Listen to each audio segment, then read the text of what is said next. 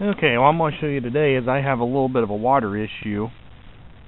You're going to watch some water gush out of this thing.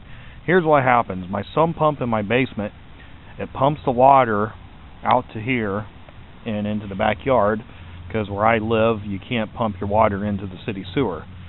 So it pumps it here. Well, what happens is this water sits on top and it freezes over. And then it's not going to pump water because the water is all frozen over and it gets this layer of ice across the top of it. So what I have to do is I have to come back with my hammer and chisel and poke a hole in it. And that's what I'm going to show you here, so you can see my gushing water.